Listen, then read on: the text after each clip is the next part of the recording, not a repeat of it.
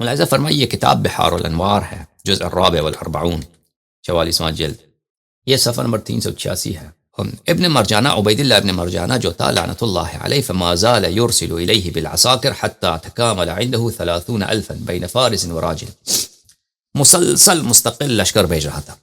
بنی امیہ کا جو سردار تھا عبید اللہ ابن مرجانہ ابن زیاد، وہ مسلسل لشکر بھیج رہا تھا کربلا، عمر ابن سعد کی تقویت کے لیے، عمر ابن سعد کی سپورٹ میں، اس کے کمان کے لیے۔ کچھ دن محرم کے کچھ دن ہی گزرے تھے کہ اس کے پاس کتنے لوگ جمع ہو گئے تھے؟ 30,000۔ اس کے لشکر کی تعداد کی حد پہنچ گئی کس تک؟ 30,000۔ اس میں سواری بھی تھے، سوار بھی تھے، اس میں پیدل بھی تھے، یعنی اس میں کیولری بھی تھا، اس میں انفنٹری بھی تھا۔ ثم كتب الیہ ابن زیاد، ابن زیاد نے عمر ابن سعد کو خط لکھا، انی لم اجعل لك علة في كثرة الخيل والرجال، میں نے کوئی کسر نہیں چھوڑا، میں نے تیرے لیے اتنا لشکر بھیجا۔ وہ امام حسین علیہ السلام تو کچھ بھی نہیں ہے، 72 لوگ پہ 40 50 60 70 لوگ ہیں، 100 لوگ ہوں گے زیادہ سے زیادہ، کچھ بھی نہیں ہوتا۔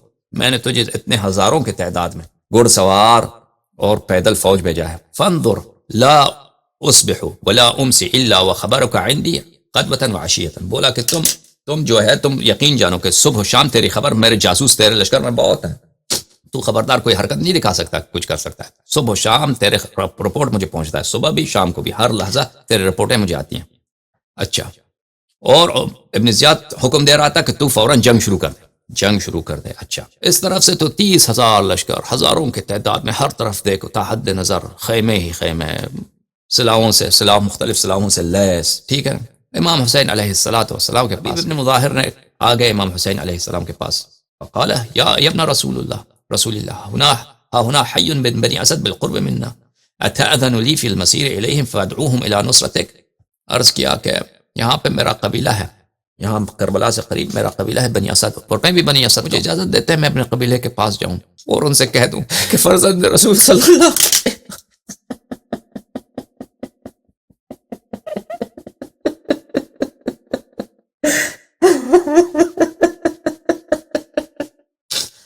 ان سے کہہ دوں کہ فرزند رسول صلی اللہ علیہ وآلہ وسلم اکیلے ہیں، دشمن کی تعداد بہت زیادہ، دشمن کے لیے ہر روز ہزاروں کے تعداد میں ان کے فوج میں اضافہ ہوتا ہے، ان کے فوج میں کوئی نہیں آتا مدد کے لیے۔ اے میرے قبیلے والوں، آ جاؤ، مولا مجھے اجازت دے، میں چاہتا ہوں، میں اپنے قوم کا بزرگ ہوں، بوڑھا آدمی ہوں، ان کو دعوت دوں، شاید کوئی مان لے، شاید ہو سکے کہ آپ کی نصرت کے لیے اپنے قوم سے میں کچھ لوگ لے کے آؤں۔ امام حسین علیہ السلام نے فرمایا قد اذنت لک، تجھے اجازت ہے۔ فخرج حبیب ابن مظاہر سلام من اللہ علیہ، نکل گئے، فی جوف اللیل متنکرا، اکیلے، تنہائی، چھپے ہوئے، مخفی انداز میں کہ دشمن کو پتہ نہ چلے، رات کی تاریکی میں چلے گئے۔ حتی اتا الیہ فعرفوہ انہ من بنی اسد، پہنچ گئے اپنے قبیلے کے درمیان، نصف شب پہنچ گیا، ان کو جگا دیا کہ بھئی آ جاؤ، میں بھی بنی اسد کا ہوں۔ انہوں نے پہچان لیا کہ ہمارے آدمی ہیں، پوچھا کہ کس لیے آئے ہو؟ فقال انی قد اتیتکم بخیر ما اتی بہ وافد الی قوم، پوچھا کہ تم کس لیے آئے ہو رات کے اس وقت؟ ان کو بتایا کہ اے قبیلے والو، میں تمہارے لیے بہترین، مجھ سے اس سے بہتر کوئی تحفہ اپنے قبیلے کے لیے نہیں لے کے آیا، میں بہترین تحفہ آپ کے لیے لایا ہوں۔ اتیتکم، میں آیا ہوں، ادعوکم الی نصر ابن بنت نبیکم صلی اللہ علیہ وآلہ وسلم، میں آیا ہوں تجھے دعوت دینے کے لیے کہ آ جاؤ نصرت کرو، آ جاؤ نصرت کرو۔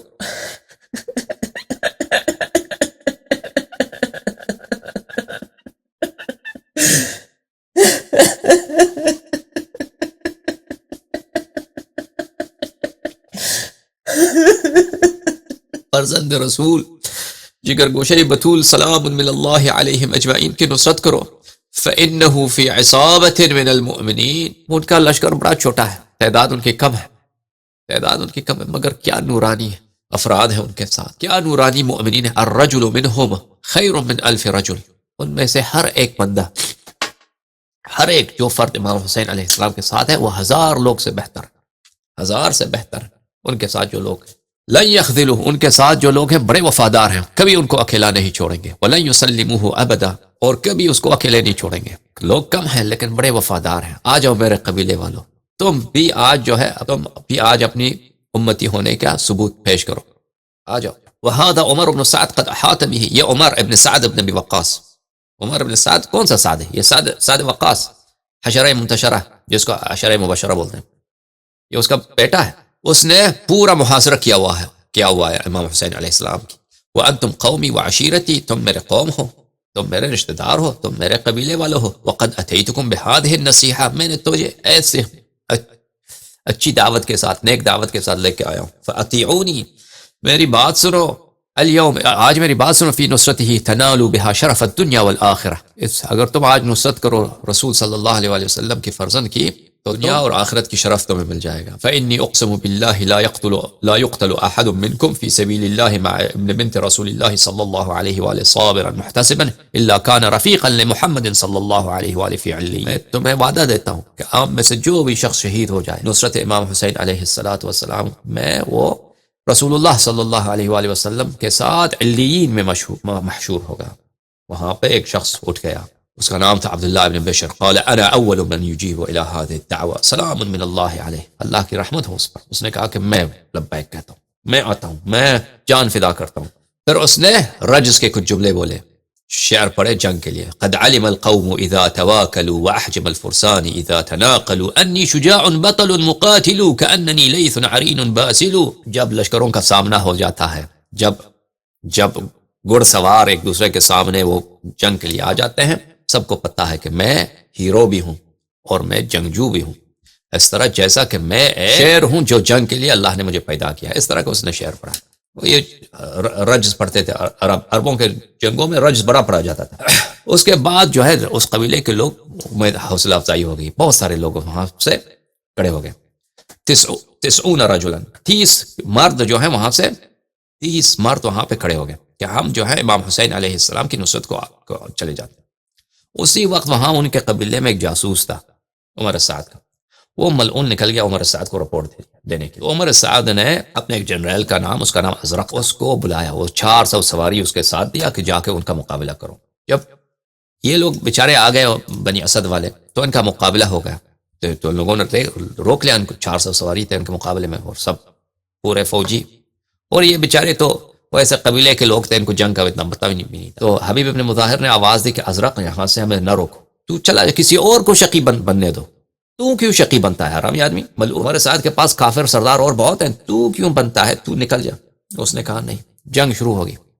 بہت زبردست جنگ کیا ان لوگوں نے. پھر بہت سارے شہید ہو گئے. پھر ان کو پتہ چل گیا کہ ہم نہیں جا سکتے کربلا، تو وہیں سے ان کو واپس پلٹنا پڑا. پھر حبیب ابن مظاہر سلام اللہ علیہ اکیلے وہاں سے امام حسین علیہ السلام کے پاس پہنچ گئے. حبیب بن مظاہر آ گئے اور انہوں نے خبر دی امام حسین علیہ السلام کو کہ یہ ہو گیا.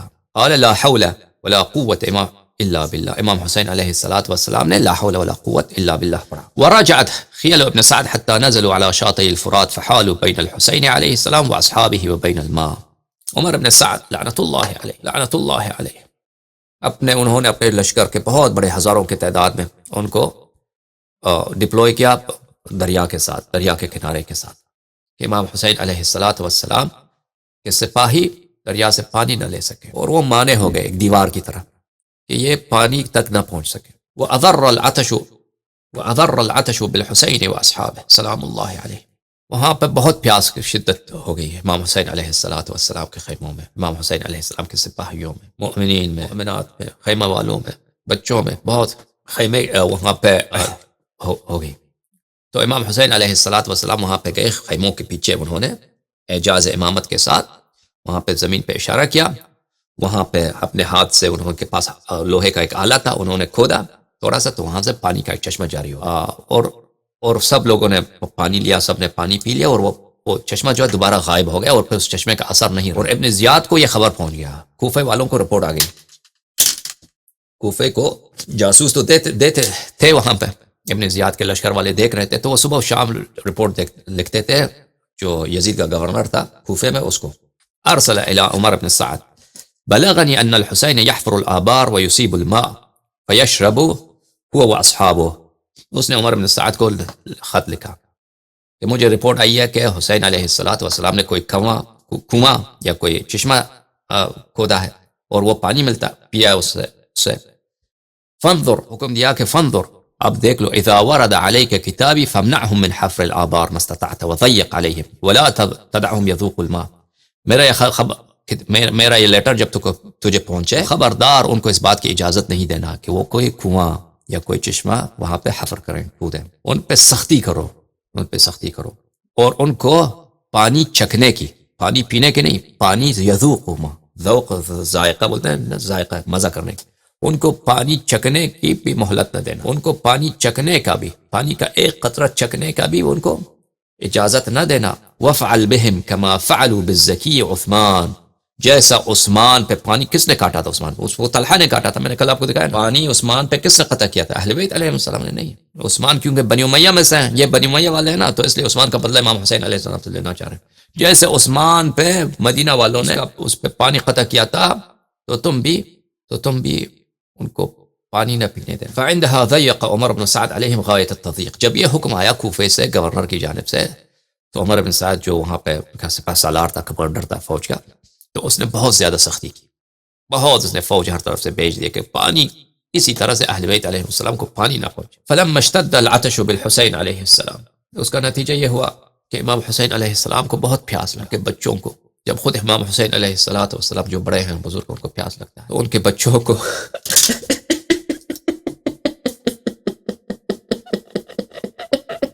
یہ یوم عاشور سے کئی دن پہلے کی بات ہے.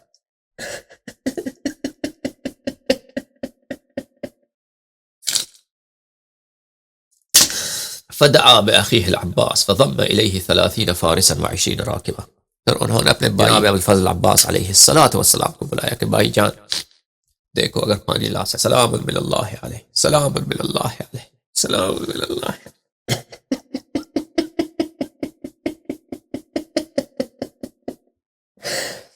فسيعلم الذين ظلموا أي منقلب ينقلبون. اللهم صل على محمد وآل وعجل فرجهم الشريف. اللهم صل على محمد وآل محمد وعجل فرجهم الشريف. اللهم صل على محمد وآل محمد وعجل فرجهم الشريف. اللهم لعن أول ظالم ظلم حق محمد وآل محمد وآخر تابع له على ذلك. اللهم لعن العصابة التي جاهدت الحسين وشايعت وبايعت وتابعت على قتله. اللهم لعنهم جميعا. اللهم صل على محمد وآل محمد وعجل فرجهم. ابھی ہم آپ کے کالز کے جواب دیتے ہیں عزیزو. اگر کوئی کال کرنا چاہتا ہے ہم آپ کی خدمت میں ہیں.